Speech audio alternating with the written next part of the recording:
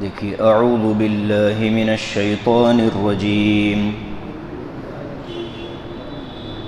بسم اللہ الرحمن الرحیم وَإِذَا جَاءُوكُمْ قَالُوا آمَنَّا وَقَدْ دَخَلُوا بِالْكُفْرِ وَهُمْ قَدْ خَرَجُوا بِهِ وَاللَّهُ أَعْلَمُ بِمَا كَانُوا يَكْتُمُونَ وَتَرَى كَثِيرًا مِّنْهُمْ يُسَارِعُونَ فِي الْإِثْمِ وَالْعُدْوَانِ وَأَكْلِهِمُ السُّحْتَ لَبِئْسَ مَا كَانُوا يَعْمَلُونَ لَوْلَا يَنْهَاهُمُ الرَّبَّانِيُّونَ وَالْأَحْبَارُ عَنْ قَوْلِهِمُ الْإِثْمَ وَأَكْلِهِمُ السُّحْتَ لَبِئْسَ مَا كَانُوا يَصْنَعُونَ صدق اللہ العظیم۔ ترجمہ دیکھیے وَإِذَا جَاءُوكُمْ قَالُوا آمَنَّا، اور وہ جب تمہارے پاس آتے ہیں تو کہتے ہیں کہ ہم ایمان والے ہیں۔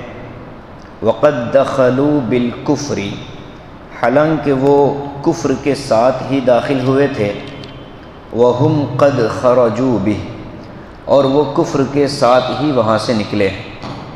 وَاللَّهُ أَعْلَمُ بِمَا كَانُوا يَكْتُمُونَ، اور اللہ تبارک و تعالی خوب جانتا ہے ان باتوں کو جو وہ چھپا رہے ہیں۔ وَتَرَى كَثِيرًا مِّنْهُمْ، اور اے نبی صلی اللہ علیہ وسلم آپ ان میں سے اکثر کو دیکھو گے، یسارعون فی الاسم والعدوان، کہ وہ دوڑ کر گر پڑتے ہیں گناہ میں، سرکشی میں، وَأَكْلِهِمُ السُّحْتَ، اور حرام کے کھانے میں۔ لَبِئْسَ مَا كَانُوا يَعْمَلُونَ، کتنا برا عمل ہے جو وہ کر رہے ہیں۔ لَوْلَا يَنْهَاهُمُ الرَّبَّانِيُّونَ، کیوں منع نہیں کیا ان کے بزرگوں نے، والأحبار، علماء نے، عن قولہم الاسم وأکلہم السحت، ان کی ان بری باتوں سے اور ان کے حرام کھانے سے۔ لبئس ما كانوا یصنعون، بہت برے کام ہیں جو یہ مشائخ اور علماء کر رہے ہیں۔ یہ 3 آیتیں یہودیوں کی شرارتوں سے متعلق ہیں۔ پہلی جو آیت ہے، نبی پاک صلی اللہ علیہ وسلم کی خدمت میں کچھ یہودی آئے جو اصل تو یہودی تھے یعنی کافر تھے، لیکن جھوٹ موٹ کا انہوں نے اسلام ظاہر کیا۔ حضور کی خدمت میں آتے اور کہتے کہ آپ کا دین بہت عمدہ ہے، اچھا ہے، ہم آپ کے دین کی تعریف کرتے ہیں، قدر کرتے ہیں، اور ہم بھی حقیقتاً ایمان لا چکے ہیں۔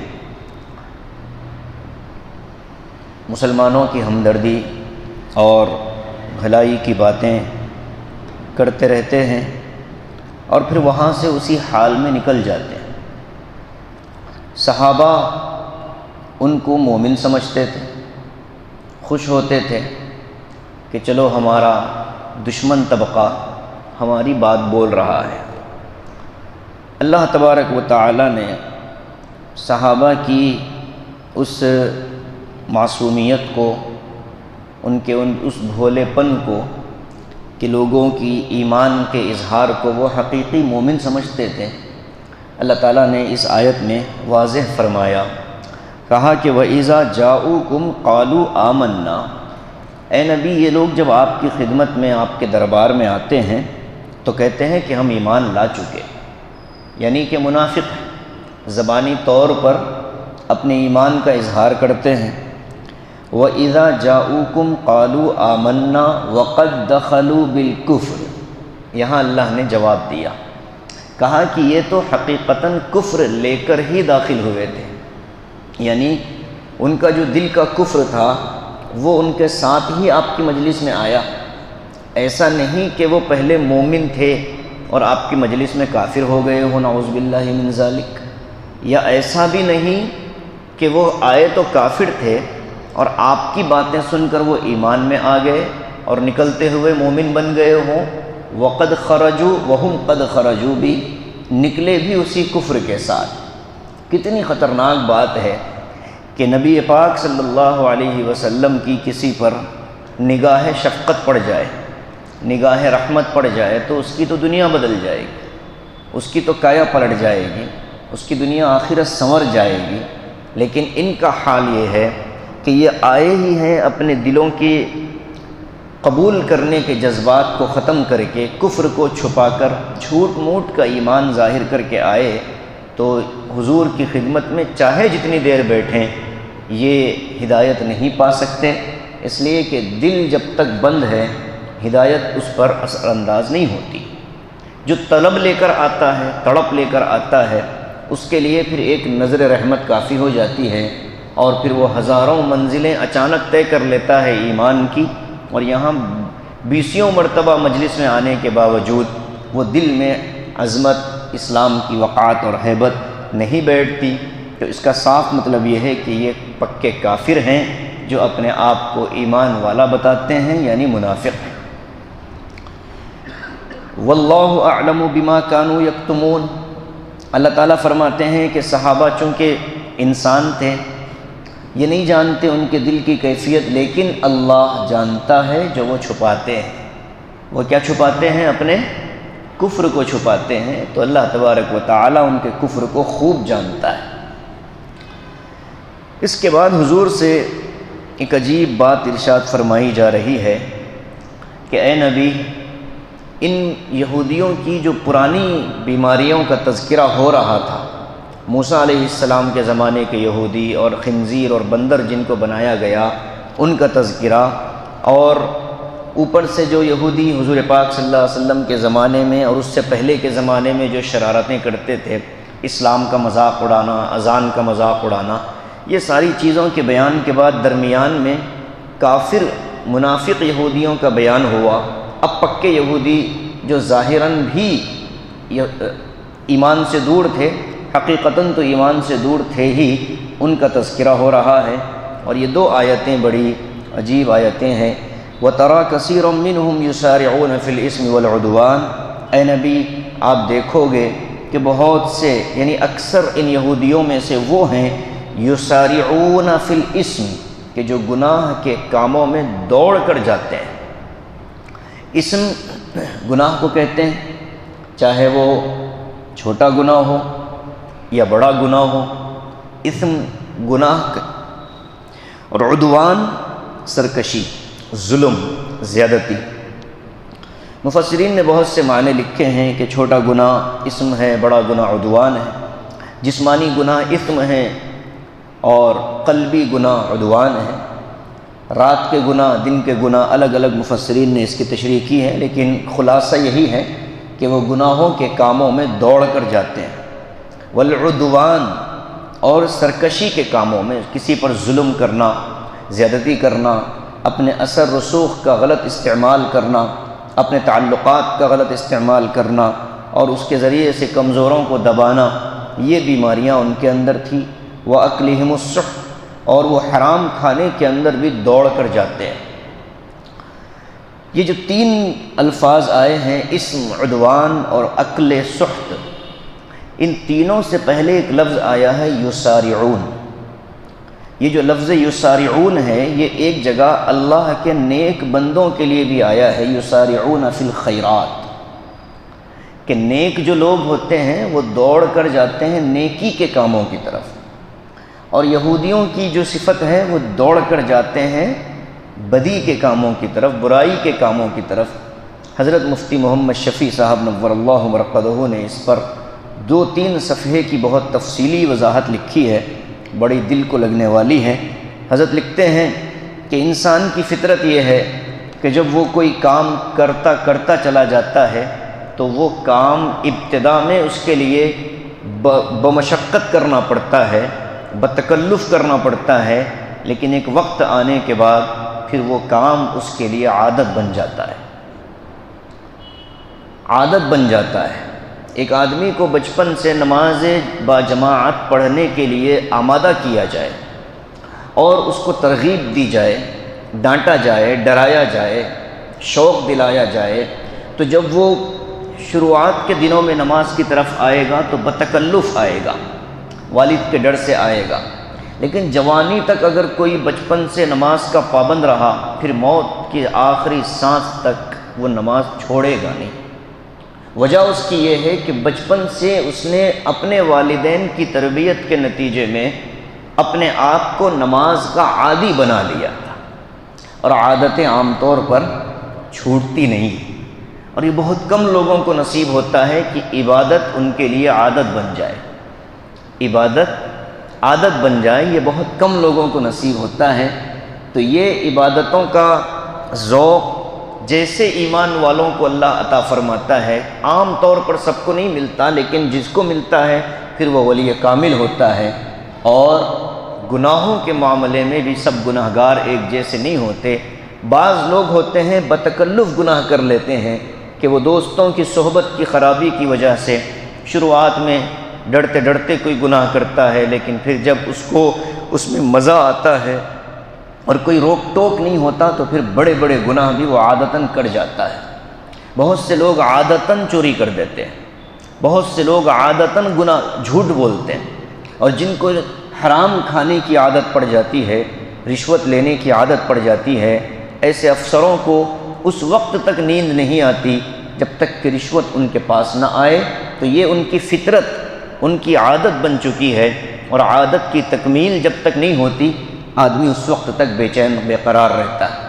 تو یہاں جو لفظ یسارعون استعمال کیا گیا، یہ اسی لیے کیا گیا کہ ان یہودیوں میں گناہوں کی عادت تھی۔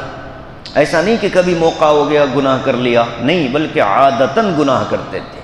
گناہ نہ کریں تو ان کو بے چینی ہوتی تھی، مسلمانوں کو تکلیف نہ پہنچائیں تو ان کو بے چینی ہوتی، نبی پاک صلی اللہ علیہ وسلم کو تکلیف نہ پہنچائیں تو ان کو بے چینی ہوتی تھی۔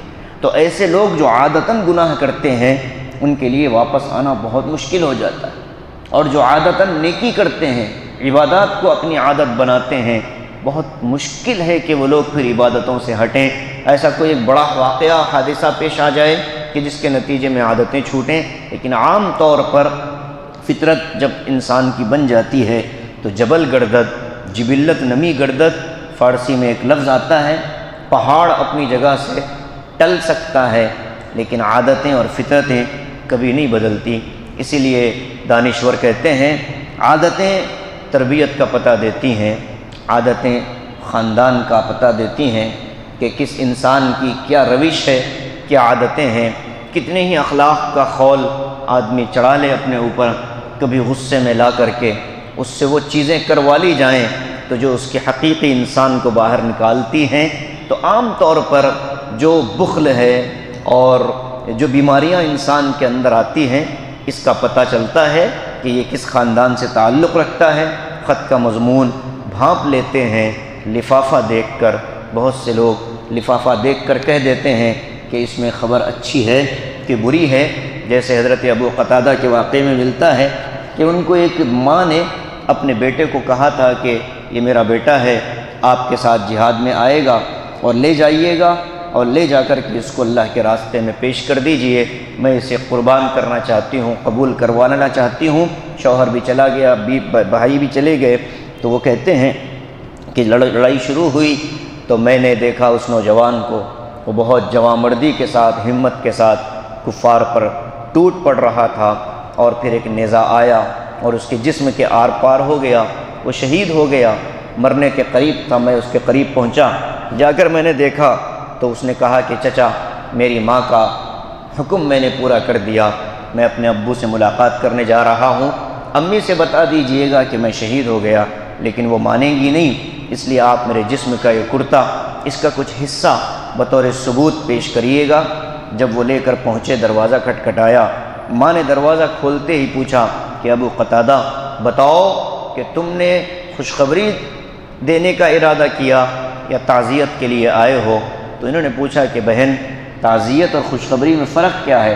کہنے لگیں کہ اگر میرا بیٹا شہید ہو گیا تو وہ میرے لیے خوشخبری ہے، اور اگر میرا بیٹا فاتح بن کر کے مال غنیمت لے کر لوٹا ہے تو بتا دیجئے میں اس کو اپنی تعزیت سمجھ لیتی ہوں، اس لیے کہ پہلی ہی جنگ میں میرے بیٹے کو اللہ نے شہادت سے ابھی دور رکھا ہے۔ تو جو مضامین آتے ہیں تو لوگوں کے چال سے، لوگوں کے ڈھال سے، انداز سے، گفتگو سے پتہ چل جاتا ہے کہ یہ کون سی خبر دینے کے لیے آیا ہے اور یہ کس خاندان سے تعلق رکھتا ہے۔ تو بہرکیف عادتوں اور عبادتوں کا فرق حضرت نے سمجھایا۔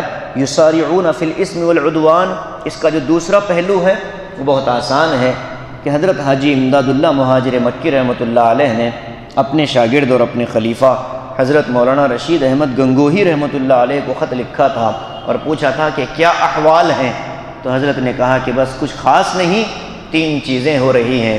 پہلی چیز یہ ہے کہ عبادتیں میرے لیے عادت بن چکی ہیں۔ دوسری چیز یہ ہے کہ اب مجھے لوگوں کی تعریف اور لوگوں کی تنقید سے کوئی خاص اثر نہیں پڑتا۔ اور تیسری چیز یہ ہے کہ قرآن و سنت میں مجھے کبھی کسی آیت اور حدیث کا آپس میں ٹکراؤ نظر نہیں آتا۔ تو پھر حضرت نے مبارکباد کا خط لکھا تھا کہ تم مقام تک پہنچ گئے ہو کہ لوگوں کی تعریف سے بھی پرے اور لوگوں کی تنقید سے بھی پرے، کہ جو کرنا ہے اللہ کے لیے کرنا ہے۔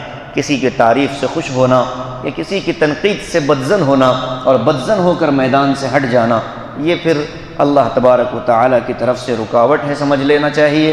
میدان سے اگر ہٹے ہیں تو آزمائش میں ناکام ہو گئے ہیں، اور اگر تنقیدوں کے باوجود میدان میں جمے ہیں تو اس کا مطلب یہ ہے کہ اللہ مزید کچھ کام لینا چاہتا ہے۔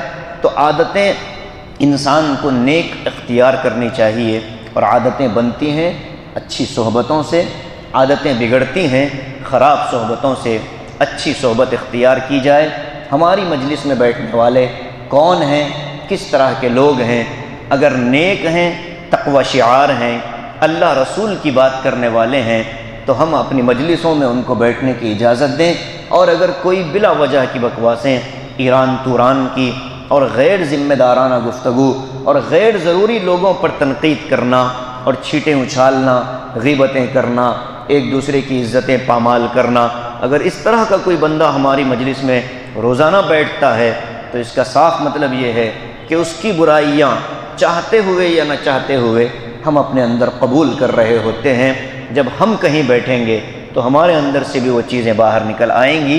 اکابر اس چیز کا خاص خیال رکھتے تھے کہ اگر کوئی کسی انسان کی، کسی مسلمان کی غیبت ان کے سامنے کرتا تھا تو منع کر دیتے تھے اور کہتے تھے کہ اگر یہ سب کرنا ہو تو یہاں بیٹھنے کی اجازت نہیں ہے، اور اگر اس کے علاوہ کوئی اچھی بات کہنا ہو تو آپ بیٹھ سکتے ہو۔ تو ہم اپنی مجلسوں کو ایک مرتبہ دیکھ لیں کہ ہمارے آس پاس کون بیٹھتا ہے، اور اس کے بیٹھنے سے ہمارے اندر تبدیلیاں ہمیں اگرچہ نظر نہ آئیں لیکن بہرحال پیدا ہو جاتی ہیں۔ لوہار کی دکان میں بیٹھنے والا چاہے کتنا اپنے آپ کو بچائے، اس کے کپڑوں پر اس لوہار کی دھونکنی سے نکلنے والے سیاہی مائل دھوئیں کا اثر ضرور پایا جاتا ہے، اور عطار کی دکان میں بیٹھنے والا چاہے اپنے جسم پر عطر نہ ملے لیکن اس کے کپڑے معطر ضرور ہو جاتے ہیں۔ تو اس لیے صحبتیں بہت اچھی ہوں۔ اہل اللہ کی صحبت، اہل علم کی صحبت اسی لیے اختیار کی جاتی ہے۔ کوئی 10 سال کسی عالم کے ساتھ زندگی گزارے، آپ دیکھیں کہ اس کی معلومات عجیب درجے کی بلند ہو جاتی ہیں، وہ عام لوگوں سے بلند ہو جاتا ہے علم کے اعتبار سے، حالانکہ اس نے نہ ان سے کبھی کوئی کتاب پڑھی ہوتی ہے، نہ اس نے ان سے کوئی مسئلہ سیکھا ہوتا ہے، بس وہ دوسروں کو جو بتاتے رہتے ہیں اس میں وہ قبول کرتا رہتا ہے، اس کے دل کے اندر وہ چیزیں اترتی ہیں۔ اس کو یوں سمجھیے کہ جیسے کوئی انسان کھانا کھاتا ہے، کھانے کے اندر مختلف چیزیں اس نے کھا رہا ہے، پانی بھی ہے، غذا بھی ہے، اور وہ غذا کے اندر جب وہ غذا جسم میں داخل ہو رہی تو وہ غذا جسم کے مختلف حصوں میں اپنے اپنے حساب سے پہنچ رہی ہے۔ جسم میں داخل ہونے کے بعد کوئی یہ نہیں بتا سکتا کہ پانی کہاں گیا، کھانا کہاں گیا، جہاں جس کو ضرورت ہو وہ چیز وہاں پہنچ رہی ہے، اور یہ ساری چیزیں جسم میں جا کر پورے انسان کے اندر شامل ہو رہی، اور کل کو کوئی وہ کام کرنا چاہتا ہے تو ان غذاؤں کی طاقت کا اثر اس کے عمل اور اس کی حرکت میں نظر آتا ہے۔ ایسے ہی انسان کا معاملہ ہے، قرآن کی تلاوت یا دینی کوئی کتاب آدمی پڑھ لے تو بظاہر یہ لگتا ہے کہ ہم پڑھتے تو بہت ہیں لیکن ہمیں یاد کچھ نہیں رہتا کہ ہم نے ابھی پڑھا کیا ہے۔ تو اس کا جواب علماء اسی طرح دیتے ہیں کہ جیسے کھانا جسم میں جا کر حل ہو جاتا ہے، ایسے ہی مطالعہ ذہن میں جا کر کے پورا پھیل جاتا ہے۔ وقت ضرورت جو بات نکلنی ہے وہ اس وقت نکل کر آ جاتی ہے، اور لوگوں کو اندازہ نہیں ہوتا کہ میں نے یہ بات کہاں پڑھی تھی، وہ کہیں نہ کہیں پڑھی ہوئی بات ہوتی ہے جو ذہن میں آ جاتی ہے۔ اسی لیے کہا جاتا ہے کہ ایسے آدمی سے مشورہ کرو کہ جو 3 دن تک کم از کم مطالعہ کیا ہوا ہو قرآن و حدیث کا یا کسی بھی کتاب کا، اور اگر کوئی ایسا شخص ہے کہ جس نے بالکل مطالعہ نہیں کیا 3 دن تک، تو ایسے آدمی سے پھر مشورہ کرنا خیر نہیں ہوگا، کیونکہ مطالعہ نہ کرنے کی وجہ سے ذہن کے اندر خشکی ہے، اور خشک ذہن سے نکلنے والی رائے مشورے کے اندر بھی خشکی پائی جاتی ہے۔ امام غزالی رحمۃ اللہ علیہ نے احیاء العلوم کے اندر اس جملے کو نقل فرمایا، لبئس ما کانوا یعملون، یہ بہت برا کام ہے جو کر رہے ہیں۔ کون سا؟ ایک تو دوڑ دوڑ کر گناہوں میں گرنا، دوڑ دوڑ کر لوگوں پر ظلم کرنے کے کام کرنا، اور دوڑ دوڑ کر حرام کی طرف مائل ہونا۔ یہ تو عوام کی برائی تھی، عوام کی بیماری تھی، عوام یہودیوں کے اندر جو پریشانیاں تھیں اس کا بیان تھا۔ اب ان کو گناہ کرتا ہوا دیکھ کر، ان کو نیکی سے دور ہوتا ہوا دیکھ کر، حرام کھاتا ہوا دیکھ کر، حرام کاری میں مبتلا دیکھ کر بھی یہودی علماء اور یہودیوں کے بزرگ مشائخ وہ کچھ کہتے نہیں تھے۔ تو اللہ تبارک و تعالی نے فرمایا کہ لولا ینہاہم الربانیون، کیا ہو گیا کہ ان کو کیوں منع نہیں کرتے؟ کون؟ الربانیون، ربانی وہ لوگ جو اللہ والے کہلاتے ہیں، جو متقی ہوتے ہیں، والاحبار، اور جو صاحب علم ہوتے ہیں۔ اللہ نے 2 طبقوں کو یہاں بہت سختی سے ڈانٹا ہے۔ حضرت عبداللہ ابن عباس رضی اللہ تعالیٰ عنہ فرماتے ہیں کہ قرآن مقدس کی 6500 آیتوں میں علماء کے لیے سب سے خطرناک اور سب سے خوفناک اگر کوئی آیت ہے تو وہ یہی آیت ہے۔ یہ وہ علماء ہیں جو ربانی ہیں، مطلب یہ ہے کہ خود نیک ہیں، خود تقوی شعار ہیں، خود اللہ والے ہیں، خود حرام و حلال کی تمیز کرنے والے، خود تقوی کے اعلیٰ مقام پر فائز ہیں۔ ایسے لوگوں کے لیے بھی یہ آیت خوفناک ہے کہ لولا ینہاہم الربانیون، یہ ربانی لوگ جو نیک ہوتے ہیں، رب والے ہوتے ہیں، والاحبار، اور صاحب علم ہوتے ہیں، یہ کیوں منع نہیں کرتی اپنی قوم کو ان قولہم الاسم واکلہم السحت، کہ ان کے حرام کھانے کو دیکھتے ہیں، ان کے غلط کاریوں کو دیکھتے ہیں، پھر بھی منع نہیں کرتے۔ لبئس ما کانوا یصنعون، یہ علماء کی بہت خطرناک غلطی ہے۔ فرمایا جا رہا لبئس ما کانوا یصنعون، اوپر کہا گیا لبئس ما کانوا یعملون۔ عوام کے لیے جب لفظ آیا تو وہاں لفظ ہے عمل، اور علماء کے لیے جب لفظ آیا تو یہاں استعمال ہوا صنع۔ صنع کہتے ہیں پورے ارادے، پورے یقین کے ساتھ بار بار جو کام کیا جاتا ہے اس کو کہتے ہیں صنعت۔ اسی لیے فیکٹریوں کو صنعت کہا جاتا ہے۔ یہ جو آدمی تیاری کرتا ہے کاروبار وغیرہ میں، تو آپ کا جو کاروبار ہے یہ بھی صنعت میں داخل ہے، اس لیے کہ روز ہوتا ہے، اور اس کو غلطی سے بچانے کی 50 کوششیں ہوتی ہیں کہ کہیں کوئی چیز غلط نہ کٹ جائے، کہیں کوئی غلطی نہ ہو جائے، تو اس کو کہتے ہیں صنعہ۔ اللہ نے فرمایا علماء کے لیے کہ یہ بہت برا کام ہے جو کر رہے ہیں، کہ اپنی نگاہوں کے سامنے غلطی ہوتا ہوا دیکھنا اور پھر اس پر قدرت رکھنے کے باوجود منع نہ کرنا۔ قدرت رکھتے ہیں یعنی میرے کہنے سے لوگ سنیں گے، میرے کہنے سے لوگ بچیں گے، اگر یہ یقین ہے کسی کو، پھر بھی وہ منع کرنے سے اپنے آپ کو محض سستی، کاہلی، یہ لوگوں کی جی حضوری، یہ لوگوں کی عقیدت میں کمی آنے کے اندیشے سے یہاں حق بولنے سے اگر ڈرتا ہے تو قرآن نے صاف کہہ دیا یہ بہت برا طرز عمل ہے، اور پھر آخرت میں اس طرز عمل پر سوال ہوگا۔ مالک بن دینار رحمۃ اللہ علیہ نے نقل فرمایا کہ جبرائیل امین کو اللہ تعالیٰ نے حکم دیا کہ فلاں بستی کو انقلب مدینہ کذا، کہنے لگے کہ وہ جو شہر ہے اس شہر کو پلٹ دو۔ تو اللہ کے نبی حضرت جبرائیل نے کہا اے اللہ اس میں تو تیرا ایک بندہ ہے کہ جس نے ایک پلک جھپکنے کے برابر تیری نافرمانی نہیں کی، اس کو بھی انہی میں ملا دوں؟ تو اللہ نے کہا کہ ہاں اس کو بھی انہی میں ملا دے۔ کیوں؟ اس لیے کہ اس کے سامنے میرا دین مٹ رہا تھا اور میرے احکام کو پامال کیا جا رہا تھا، کبھی اس کے چہرے پر کوئی رنگ نہیں آیا، کبھی اس کے چہرے پر کوئی تبدیلی نہیں آئی، وہ اپنی ذاتی عبادتوں کے اندر مشغول رہا، لہٰذا جب عذاب آئے گا تو ان کو بھی اس کے اندر مبتلا کر دیا جائے گا۔ یہ کہتے ہیں امر بالمعروف اور نہی عن المنکر۔ ہمارے اندر امر بالمعروف کا تو جذبہ پایا جاتا ہے، ہم یہ تو لوگوں کو کہہ سکتے ہیں کہ نماز پڑھ لو، ہم لوگوں کو یہ تو کہہ سکتے ہیں کہ سچ بولو، لیکن ہم لوگوں کو یہ کہنے سے ڈرتے ہیں کہ سود نہ کھاؤ، ہم لوگوں کو یہ کہنے سے ڈرتے ہیں کہ شادی بیاہ میں اسراف نہ کرو، ہم لوگوں کو یہ کہنے سے ڈرتے ہیں کہ اپنی زبانوں پر تالے ڈالو، اپنے ماں باپ کے ساتھ ناانصافی نہ کرو، اولاد کے ساتھ ناانصافی نہ کرو، بیویوں کے ساتھ ظلم نہ کرو، پڑوسیوں کے حقوق ادا کرو۔ ان معاملات میں زبان کھولتے ہوئے بہت لوگ ڈرتے ہیں۔ غلط عقیدہ اگر کسی کا ہے، غلط طرز عمل اگر کسی کا ہے اور معلوم ہے کہ یہ غلط ہے، تو اس کے لیے اسلام نے 3 درجے رکھے ہیں۔ پہلا درجہ رکھا حاکموں کے لیے کہ اس کو اپنے فعل سے، اس کو اپنے عمل سے، اپنے ہاتھ سے اس کو روکو، منع کرو کہ تمہارے لیے یہ غلط ہے۔ بیوی غلط کاری کر رہی، شوہر کی ذمہ داری ہے کہ وہ لوگوں کے پاس شکایت کرنے سے پہلے اپنی بیوی کو 2 تھپڑ لگائے اور اس کو غلطی سے روکے، یہ ہے اصلاح کا کام۔ اور اگر کوئی بیٹا غلط کاری کر رہا تو علماء کے پاس بعد میں جائے، پہلے خود اس کی تنبیہ کرے، اس کی اصلاح کرے اور کہے کہ یہ غلطی ہے اور اس کو میں ہر کسی قیمت پر برداشت نہیں کر سکتا۔ اگر کوئی بھائی غلطی کر رہا تو اس کو خود بڑا بھائی تنبیہ کرے، سمجھائے کہ یہ غلط کاری ہے، یہ غلط ہو رہا۔ اپنے گھروں کے اندر ہر آدمی اس پہلے طبقے پر عمل کرنے کا ذمہ دار ہے۔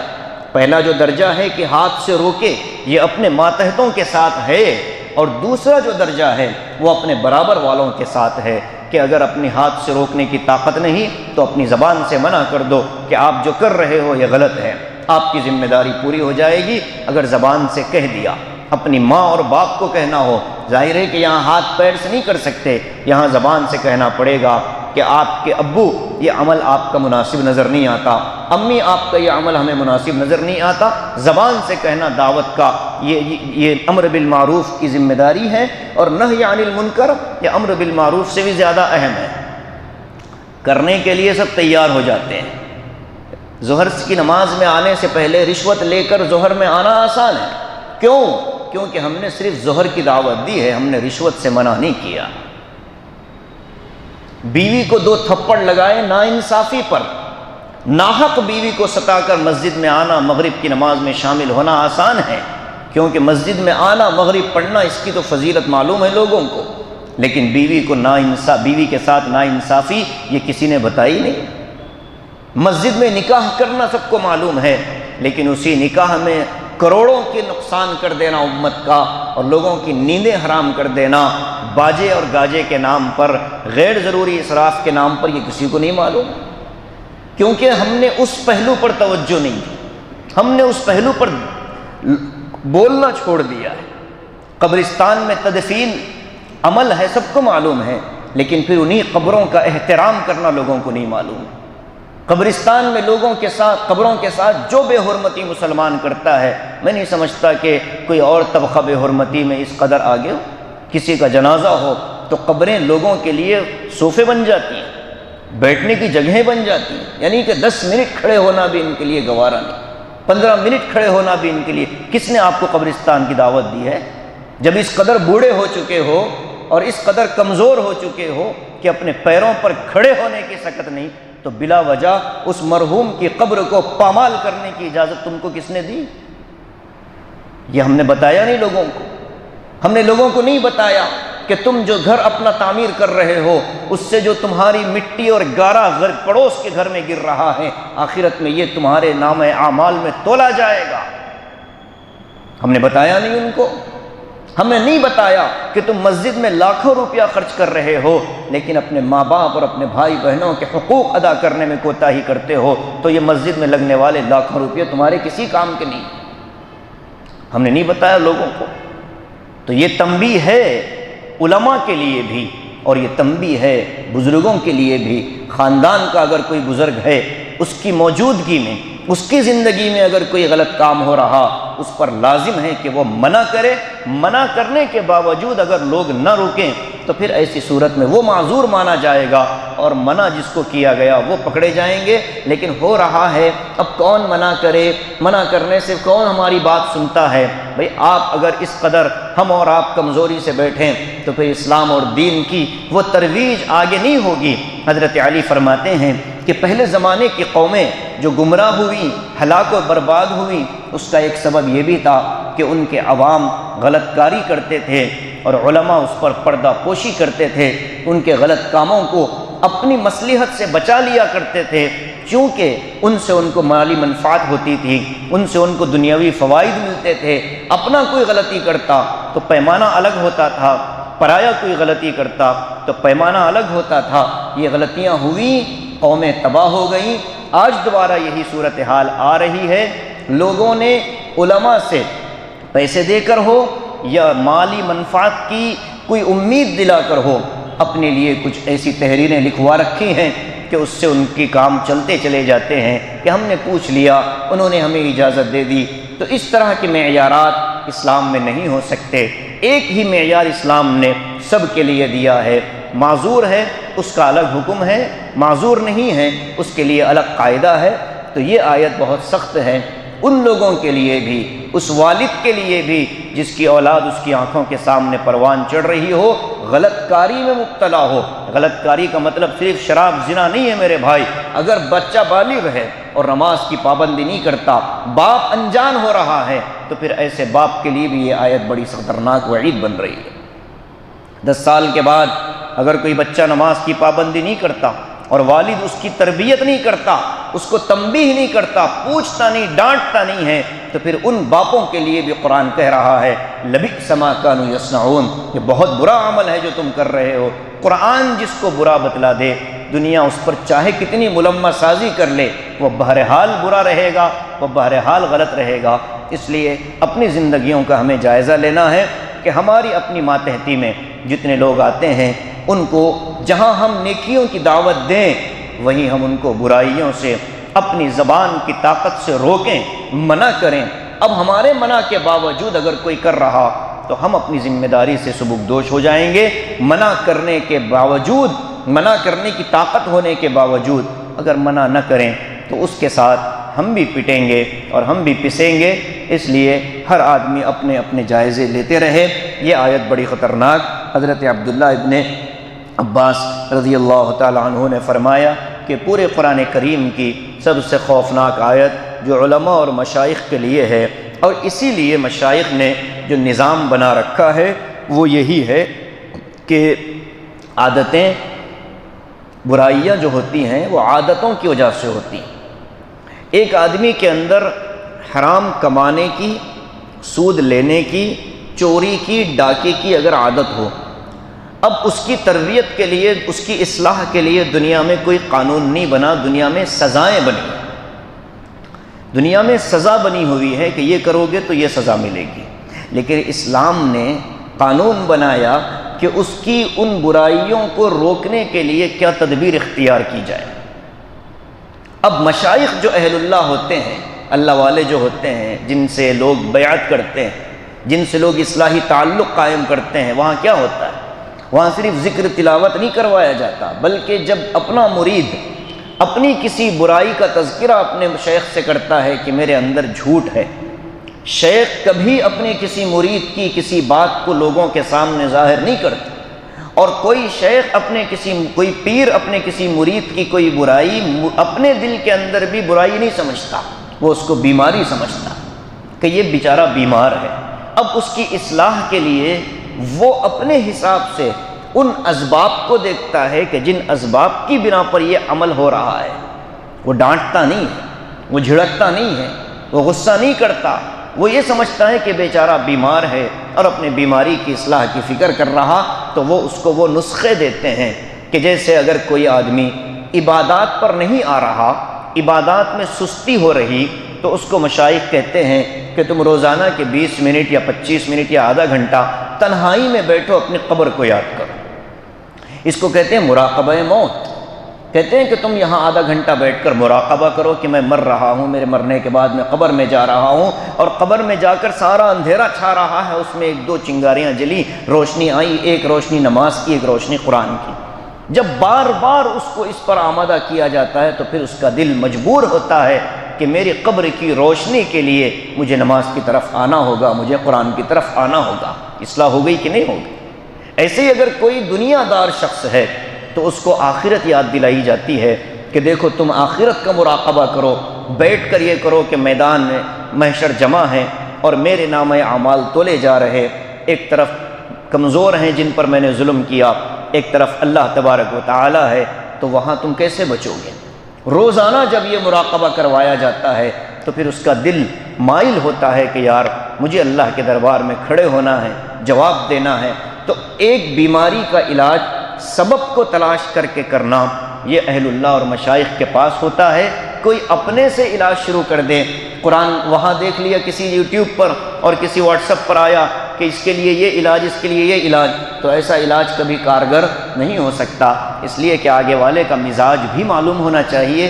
حضرت اقدس تھانوی نور اللہ مرقدہ کی خدمت میں کلکتے سے ایک نواب صاحب آئے تھے اور رامپور سے ایک نواب صاحب آئے تھے، اور انہوں نے کہا کہ حضرت میں آپ کو کچھ ہدیہ پیش کرنا چاہتا ہوں۔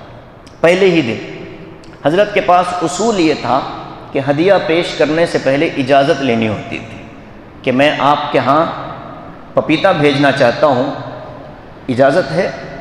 تو حضرت کہتے ہاں اجازت ہے۔ تو پھر وہ پپیتا، مثال میں نے دی ہے پپیتے کی، چونکہ ایک صاحب نے ابھی مجھے پپیتے تحفے میں دیے تھے، تو وہ ایک صاحب، تو حضرت نے اجازت کا اصول بنا رکھا تھا۔ وہ صاحب آئے، مال کا زعم تھا، اور آ کر کے انہوں نے حضرت ہدیہ لیجیے۔ حضرت نے کہا کون ہو بھائی، کہاں سے آئے ہو؟ اور ہدیے کے لیے میرے یہ اصول نہیں ہے، میرے پاس پہلے اجازت لینی ہوتی۔ تو ان کا اندر کا جو مالدار انسان تھا اس نے کہنا شروع کیا، کہا کہ حضرت لے لیجیے، میرے جیسا مرید نہیں ملے گا۔ تو کہا کہ نکل لے یہاں سے، میرے جیسا شیخ بھی تجھے نہیں ملے گا۔ تربیت ہو رہی ہے۔ ایک شخص آئے حضرت کی خدمت میں، کہا حضرت میں آپ کو پہلے ہی تار دے چکا ہوں میرے آنے کی، تو میں نے یہ مال آپ کو دینا چاہا۔ حضرت نے کہا کہ میرے دل میں تیرے جب آنے کی خبر ملی تو ایک طرح کی امید پیدا ہوئی کہ شاید تو میرے لیے کوئی تحفہ لائے گا، تو اس مال کے آنے کی امید تھی جس کو اشراف نفس کہتے ہیں، اور اشراف نفس منع ہے، میں تیرا ہدیہ قبول نہیں کر سکتا، اس لیے کہ میرے اندر اس مال کی کچھ امید پیدا ہو چکی تھی کہ شاید کچھ ملے گا، میں منع کرتا ہوں۔ شاگرد چلا گیا، کچھ دیر کے بعد آیا، حضرت اب لے لیجئے۔ حضرت نے کہا تو گیا نہیں؟ حضرت جب آپ نے منع کر دیا، میں جب مسجد سے باہر چلا گیا آپ کے گھر سے، اب تو آپ کے دل میں امید ختم ہو گئی تھی، اب تو آپ نے کہا تھا کہ اب تھوڑا ہی لائے گا یہ، لیکن اب چونکہ میں لا رہا ہوں تو اشراف نفس کے بغیر لا رہا ہوں، میں پیش کرتا ہوں، قبول فرما لیجیے۔ اتنی تربیت ہوتی ہے خانقاہوں کے اندر، نفس کی تربیت ہوتی ہے، نفس کی بیماریوں کی تربیت۔ کوئی متکبر ہو تو اس کو کہتے ہیں کہ تم مسجد کے دروازے پر بیٹھ جانا، آنے والوں کی جوتیاں سیدھی کرنا، بس دوسرا کوئی کام نہیں ہے تمہارا۔ نہ ان کو ذکر کروایا جاتا ہے، نہ تلاوت کے لیے، نہ چلوں کے لیے، نہ اللہ اللہ کے لیے، کچھ نہیں، بس تم وہاں بیٹھو، یہ کام کرو۔ نظام الدین بلخی رحمۃ اللہ علیہ نے حضرت شاہ ابو سعید رحمۃ اللہ علیہ کی جو تربیت کی، ان کے دادا کے مرید ہیں، شیخ کا پوتا آیا تھا ملاقات کے لیے، تو پورے شہر کو باہر لے گئے اور استقبال کرتے ہوئے اندر لائے، 3 دن تک خوب کھلایا پلایا۔ بعد میں انہوں نے کہا شاہ ابو سعید ہیں کہ حضرت میں تو آپ سے وہ روحانی نسبت لینے کے لیے آیا ہوں، تربیت کے لیے، اچھا تربیت کے لیے آئے ہو، چلو یہ سارے حشم قدم ہٹاؤ، یہ ساری چیزیں ہٹا دو اور جاؤ ان کو بٹھا دو وہاں چپلوں میں۔ آئے تھے ملاقات کے لیے تو اکرام کیا، لیکن جب کہا تربیت کے لیے آیا ہوں تو سارا اکرام ختم اور جوتیوں میں بٹھا دیا۔ لمبا عرصہ جوتیوں میں بیٹھے رہے۔ جو کچرا اٹھانے والی بھنگن آتی تھی اس کو ایک دن کہا کہ ذرا جاتے جاتے کچھ کچرا اس کے اوپر گرائے جیسی شکل بنانا یا اس کو ٹھوکر مار کے چلے جانا۔ وہ بیٹھے رہے، لمبا عرصہ گزرا، وہ جاتے جاتے بیچاری بھنگن کچھ لڑکھڑائی اور کچھ تھوڑا سا ٹکر مار کر آگے بڑھ گئی تو غصے سے دیکھ کر کہا گنگو نہ ہوا، گنگو ہوتا تو تیرا بتاتا۔ اس نے آ کر حضرت سے کہا تو حضرت نے کہا اچھا ابھی اندر کی صاحبزادگی نہیں مری کہ میں بہت بڑے بزرگ کا پوترا ہوں لہذا مجھے ٹکر مارے گی، ابھی صاحبزادگی باقی، ابھی دل مرا نہیں پورا۔ کچھ دنوں کے بعد کہا کہ اب تھوڑا سا اور قریب سے گزرنا۔ کچھ دنوں کے بعد وہ ایسے کی انہوں نے زبان سے تو کچھ نہیں کہا، بس گھور کر دیکھا تو انہوں نے آ کر کہا کہ حضرت اس طرح ہوا، تو حضرت نے کہا کہ ابھی کچھ باقی اثرات۔ کچھ عرصہ گزرا، اس کے بعد کہا کہ اب سارا کچرا ڈال دے اس کے اوپر، جو ہوگا دیکھا جائے گا۔ اس نے کچرا ڈال دیا تو وہ کہنے لگے کہ میری ماں مجھے معاف کر دے، میں نے تیرے راستے میں بیٹھ کر تجھے تکلیف پہنچا دی، اللہ کے لیے آخرت میں میری اس تکلیف کا مجھ سے مواخذہ نہ کرنا۔ اس نے آ کر کہا حضرت اس طرح کا۔ حضرت نے کہا الحمدللہ اب اس کے دل کا تکبر اور صاحبزادہ ہونے کا جو زعم تھا وہ ختم ہو گیا، لیکن ابھی اجازت نہیں دی۔ اس کے بعد پھر اور تربیت کروائی، اتنا ان کو گھسا کہ دادا کو خواب میں آنا پڑا۔ کہا کہ بھائی ہم نے آپ کو جو امانت دی اس وقت تو ہم نے آپ کے ساتھ اتنی سختی نہیں کی جو آپ میرے پوترے کو اتنا رگڑ رہے ہو۔ صبح اٹھ کر کے بلایا اپنے دربار میں، پگڑی اتار کر سر پر رکھی، پیشانی کو بوسہ دیا اور کہا کہ ہندوستان کے گنگوہ سے میں جو امانت لے کر بلخ آیا تھا اب یہ امانت میں تمہارے سپرد کر رہا ہوں، جاؤ اور ہندوستان میں جا کر کے اپنے لوگوں میں اصلاح کا کام کرو۔ تو مشائخ انسان کے حساب سے تربیت کرتے ہیں۔ بعض لوگوں میں تکبر ہوتا ہے تو اس کا علاج الگ ہوتا ہے، حسد ہوتا ہے اس کا علاج الگ ہوتا ہے، بعض لوگوں میں بخل ہوتا ہے اس کا علاج الگ ہوتا ہے، بعض لوگ کسی ایسی فیملی سے آتے ہیں کہ جن کے اندر وہ خاندان کے کچھ اثرات ہوتے ہیں تو اس کا علاج الگ ہوتا ہے۔ یہ ایک مستقل میدان ہے، مشائخ تربیت کرتے ہیں۔ تو ان آیتوں میں جو بیماریوں کا تذکرہ ہے یہ اہل اللہ کی صحبت سے آدمی بار بار کی کوششوں سے اپنے اندر سے دور کر سکتا ہے، لیکن شرط یہ ہے کہ جس سے بیعت ہو رہے ہیں اس سے رابطہ قائم رہے اور اس سے مستقل تعلق بنائے رکھے اور ان کو اپنی بدلتی کیفیات کی اطلاع دیتی رہیں۔ اللہ تبارک و تعالی ہمیں اپنی ذمہ داریوں کو پوری چابک دستی اور پوری دل جمعی کے ساتھ ادا کرنے کی توفیق نصیب فرمائے۔ ہمارے اندر جو بیماریاں ہیں اللہ ان کو دور فرمائے اور ہماری نگاہوں کے سامنے جو غلط ہو رہا ہے اس پر نکیر کی اللہ